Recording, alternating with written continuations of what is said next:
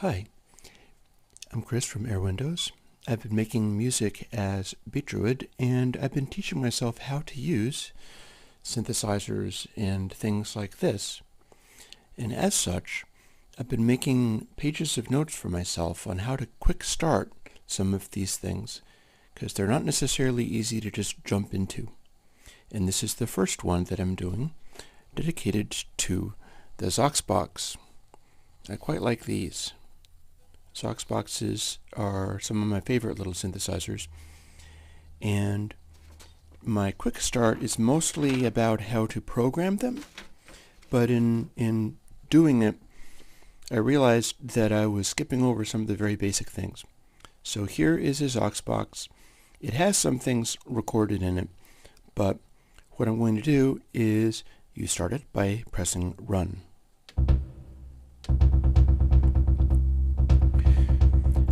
Now it's on pattern 1 and the pattern bank 1 and pattern 1. If I put it to pattern bank 2, it'll switch to that when it's gotten to the end of the pattern. You can also hit this to switch to a different pattern.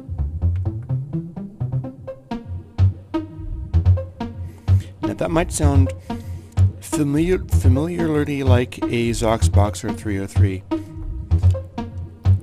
and that's because these tend to be easy to program if you go for certain kinds of things. I'm not going to get too much into the funny controls, because this is the easy part, honestly. You twist the knobs, and yes, that's all fine and good. But where do you get the stuff that goes in here? Firstly, since I'm in pattern sync out, there's an additional trick that I can do with this that will immediately get you past the 116 bar loop repeating forever. And it's this. See this thing called chain? It's going to become more useful later. If I get it going,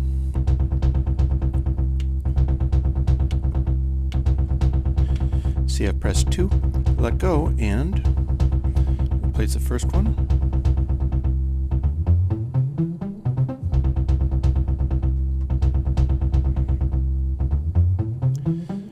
Although it seems to be doubling it, and I think I know why. I believe I've double pressed that. I can demonstrate what that means by going 1, 1, 2, 3.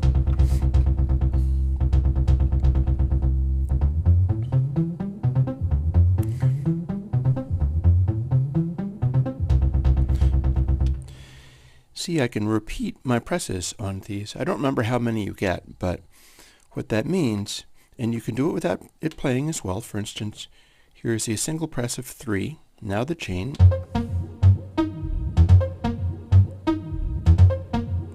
is just that. Or if I press 4, you'll see that's a much shorter one, and the chain is just that. If I press this, 1, 1, it'll go back and forth between them.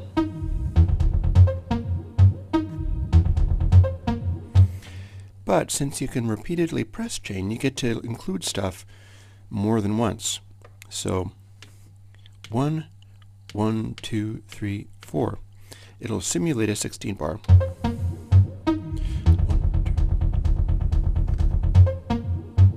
It's actually 5. Upshot is, I guess, experiment with it, because it's not necessarily doing everything I want. Even if it behaves perfectly, there's still always the possibility that I have some connection wrong in here somewhere, and it might act quirky. They're hardware devices. So you can use that to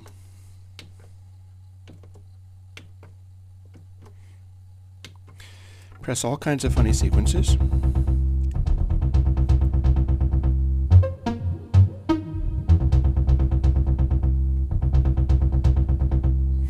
And this was only one note.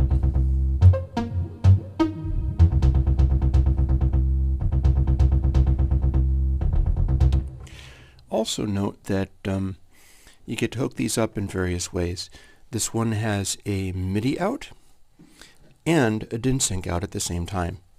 What that means is you can run a drum machine off of it, which will be the subject of another video. And you can also run a separate Sox Box off of it using the DIN sync, and they're both clocked with the same clock quite directly. And that'll get you this.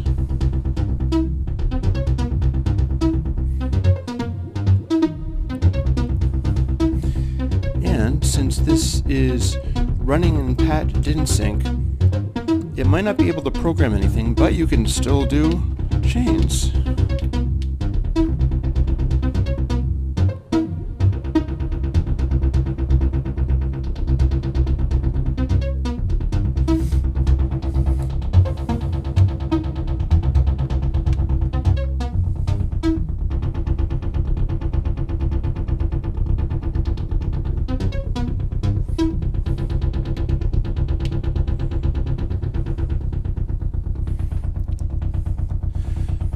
As you can see, 6 and 8 are both one-note patterns. Now, how do you make these patterns? I basically just showed how to play them back and combine them in various ways. This is all within Pattern Edit. If you're stopped and you go to Pattern Edit, you can pick these different patterns with the keys. Then if you run them, there's that first one. And then if you're selecting different banks, then you'll show. I do believe you need to select a pattern though. That might have been a... Yep. I have a organizational thing out of these, but we're sticking to bank 1.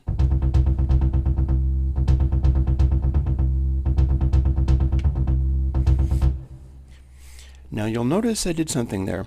Since I'm in pattern edit mode and I hit run, technically I can add stuff live into this.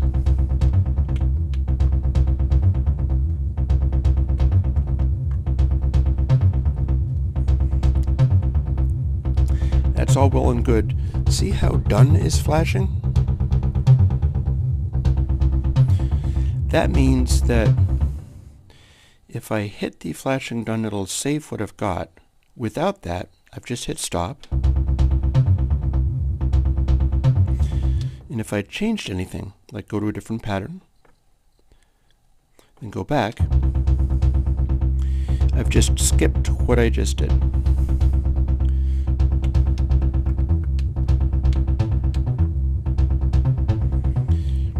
Now I've done that one, so if I hit done, the blinking light goes off, and now we've just saved that on the fly. I can go to a different pattern. If I go back, it saved it. So that is a way of improvising in stuff, but it's not the only way of doing this, because that's a little bit on the fly. It's a little tricky to do by just typing stuff in with these horrible little keys. If you hit next, you get to step into step editing, and that will show you what's on each of these notes. Note that sometimes things turn on, accents, slides.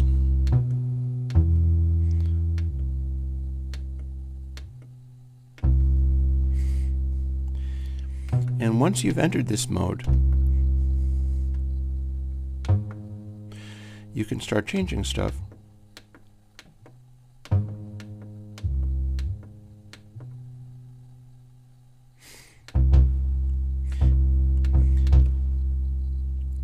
And when you're doing that, the done light is blinking, but notice what happens when I hit done and the step that I'm on is step 5. If I hit run now,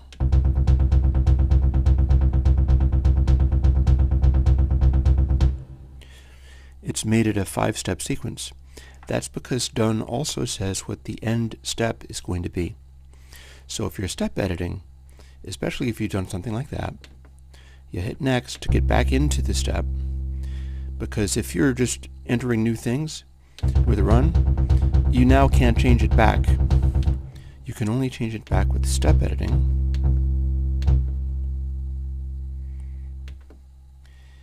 And what it's going to show you is that the one just after your last step has become the done. In order to fix that, you add something else, and then those other ones are still available. Only the one after the one you hit gets replaced, and you need to put it back. And if you're on step 16, you can hit done and then have the whole thing back again.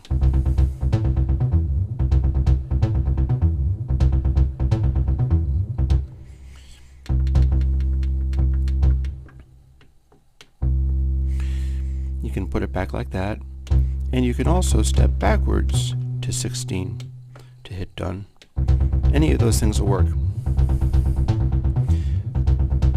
Now there's a special trick with this.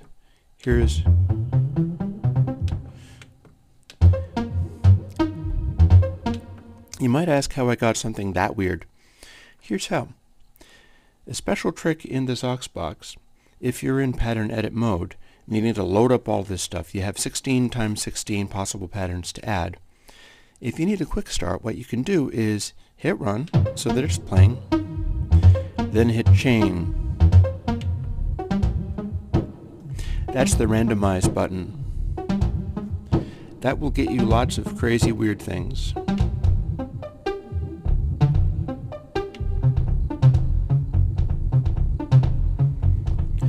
That's rather nice. And if you've got it playing, since it's in this play mode, if you hit done, it'll automatically keep all of the steps. And you can also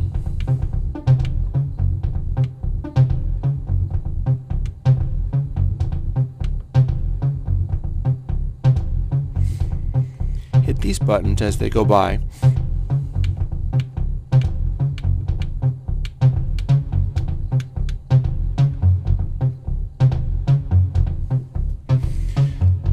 You'll find that it's still rather difficult to do. Hit done and it's now saved. I'm in bank 1 on step 3. And then if dealing with the strange random chaos of it is a little bit too much, you can hit next to go back into step mode again.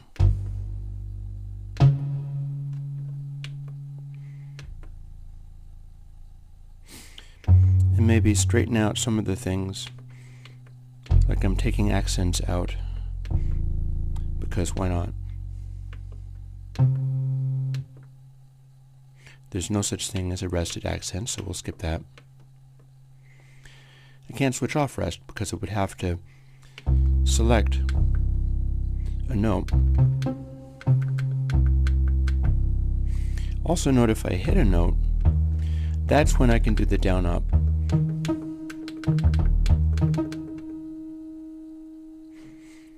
Let's slide to that.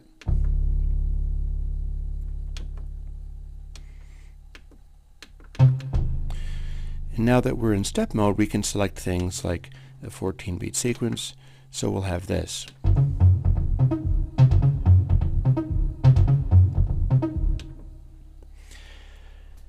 That's a single pattern. Now, we don't have to leave it at that. If you're in pattern, you can hold down, like we'll go back to the pattern sync out.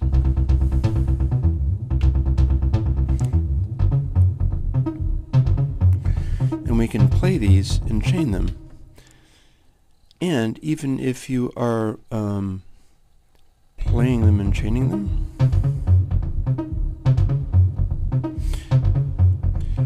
let's say we use the chain to do this.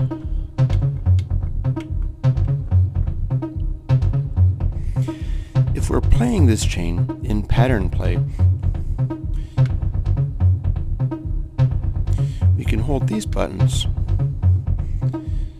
pretty much any of these buttons, and you can override what's in the pattern. Like this makes it all accent.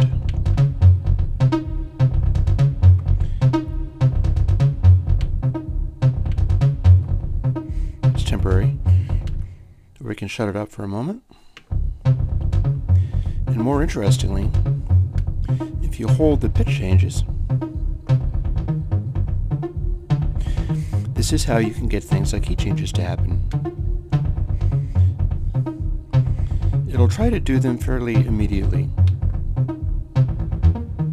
The next pattern that starts is going to be using it. But what if you wanted to compose something out of this and use it in a more controlled way? Well, what you're going to want to do is go to Track Edit. You'll select a bank and a pattern number. For instance, I'm going to go to track 6. That gives me absolutely nothing. There's nothing here yet. It's track bank 1, track 6. And hitting run doesn't do anything for you. In order to compose tracks, you have to hit next to get into your first thing. And then we'll say select bank 1, track 1. That seems good.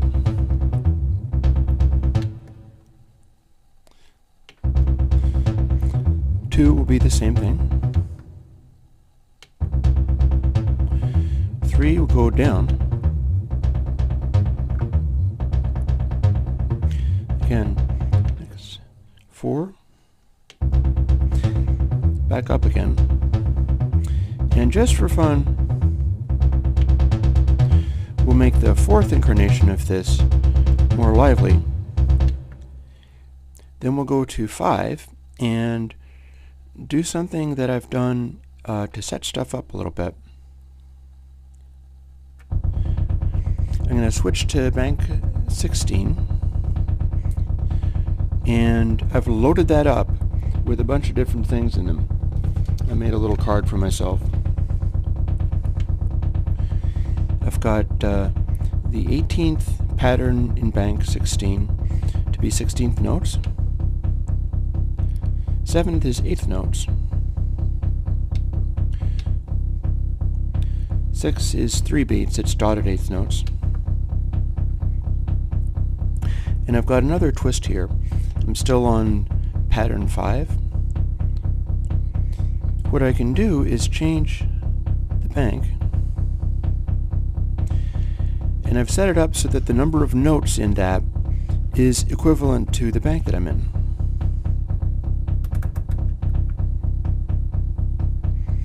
So I can have 8 of these 8th notes.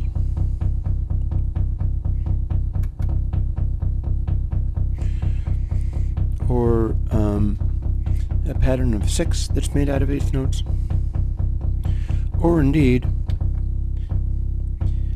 I've got a single note pattern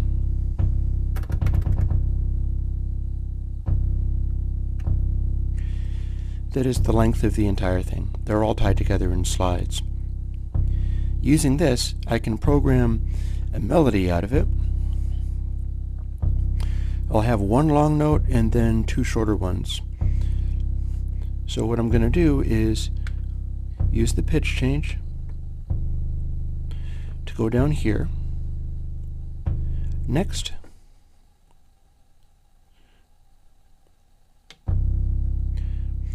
I've got my bank and I'll select something. I'll do half that, and then number 6 is going to be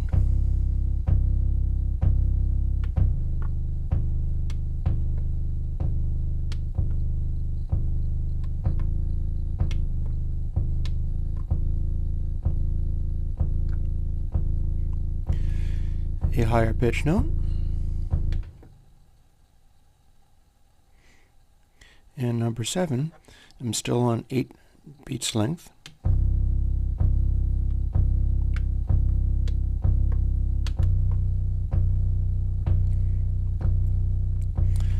Is going to be that note, still in 8 beats. And then we're going to loop it. So we're going to call this done, which I believe what I'm going to do is hit done and then it will stop. And it'll repeat on the 8. By placing its done note, let's test that. 2, 2.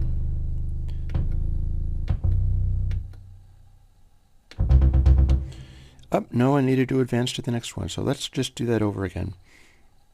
Again, I'm on bank 8. I'm saving this into an entirely other bank, but this is how I select things. I've preset this one up to be a single note, this many beats. And I'll hit down to select that. And then I'll move to next. And this is the one after my last entry. Then I'll hit done, and then I'll have a loop which is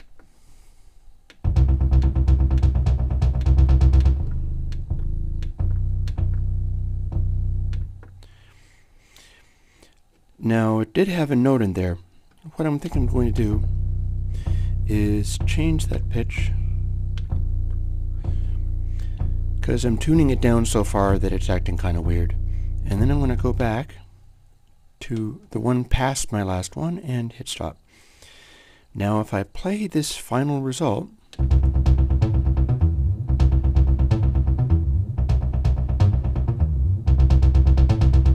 accent,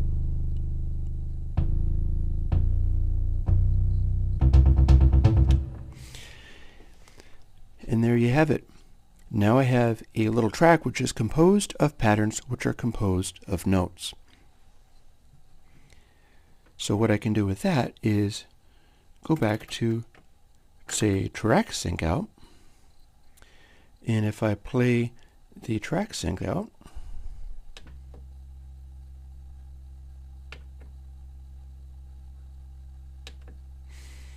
I have to find where I put it. I started at 1, so I believe it should be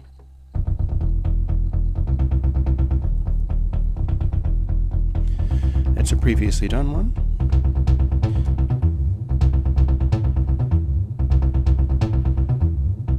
Another previously done one.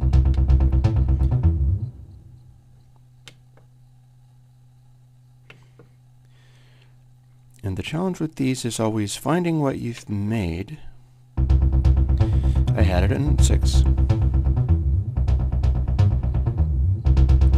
This is the one that I just made.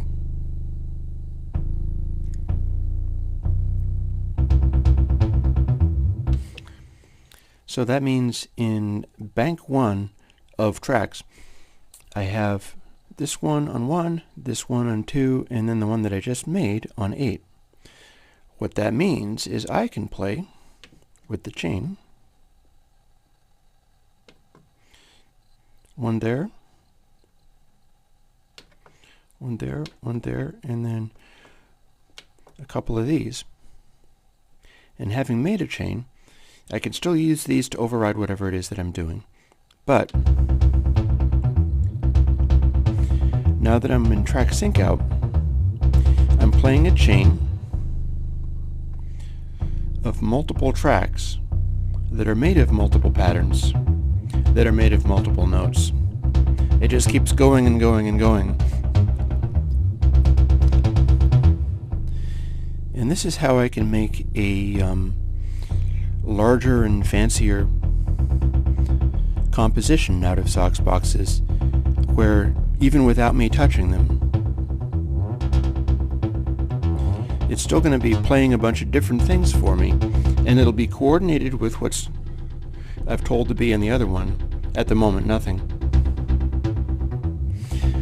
And it'll make a more complicated and elaborate composition than you usually hear from these, because people don't normally find this particularly intuitive.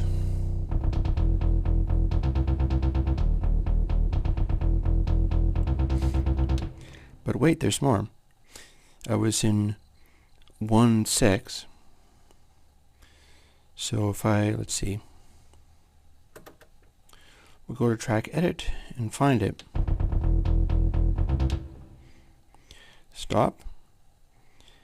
Hit 6 while it's stopped, and I should be changing to track 6 in bank 1.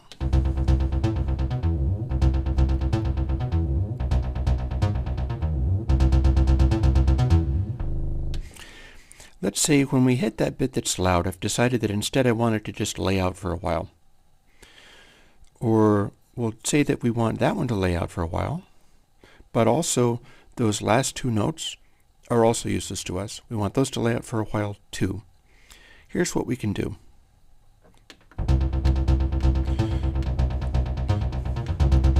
We'll go to that, and instead of accent, we have rest.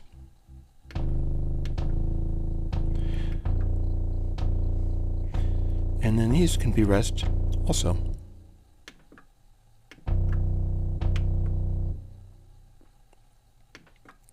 Once we've reached one past the last one, if we're on the last one, we can use that. We hit done. At that point, we now have a reimagined track, and if we went back to track sync out and chained them some more, because if you fail to do that, it's not going to remember the chain, so it's going to just do 1.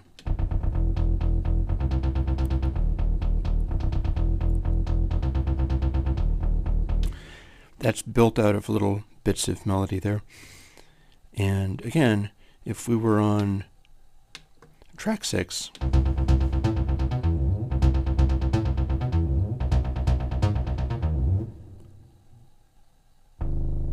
silence, and then the next 2 ones are silence, because I have made them be rests. And again, hold chain, 2, and then 2, 3, 4 of these, and we'll loop that.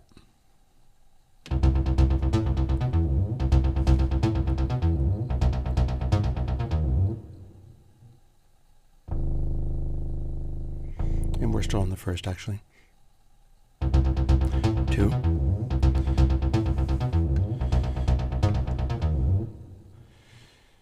And I just shifted the overall playback up.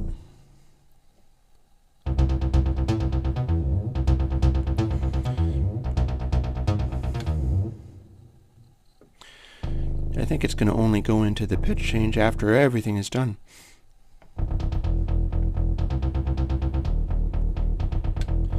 See, this is still on the bass note.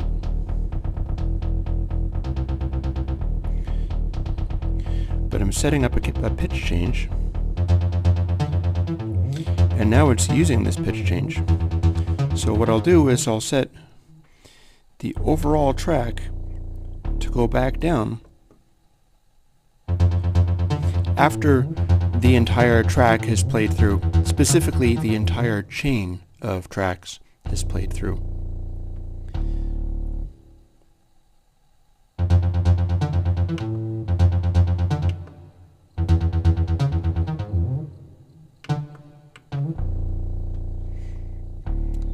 And you can try to override these various things.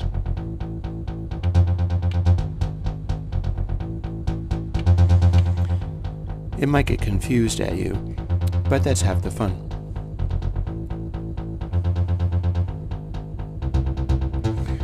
And now we're back to the original key and doing another instance of the chain.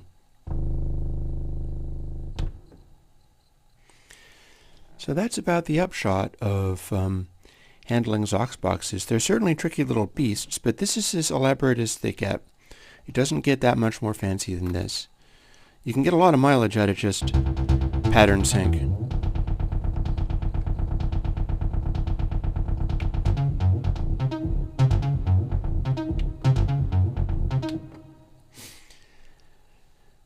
Tracks are where you get to stack together patterns, which are stacks of notes. And then chaining tracks is another level of complication there. This other stuff is more along the lines of you can trigger it using MIDI, bootload, avoid that unless you're doing something intentional with it. And then there is MIDI play is more or less, computer control and MIDI play might be the same thing. That's not how I'm using it, so I don't have a lot of expertise in that. Don't use this one unless you have to. Just plain random notes.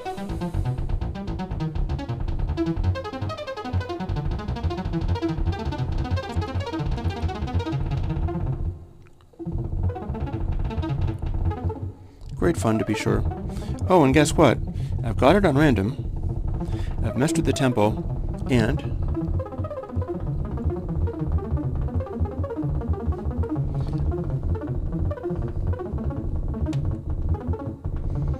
this is supposed to be making a noise. Perhaps it just finds it too overwhelming. I'm still driving the Tans mouse here. Ah, yes. Random is not sending clock. It's useful to know. And keyboard.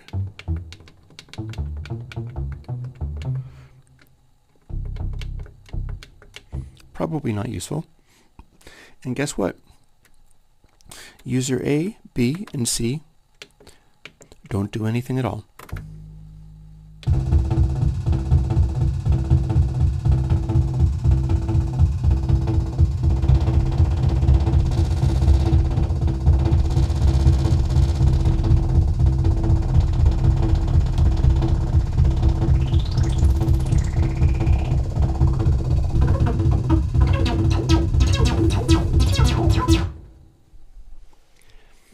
That should get you started on Sox Boxes.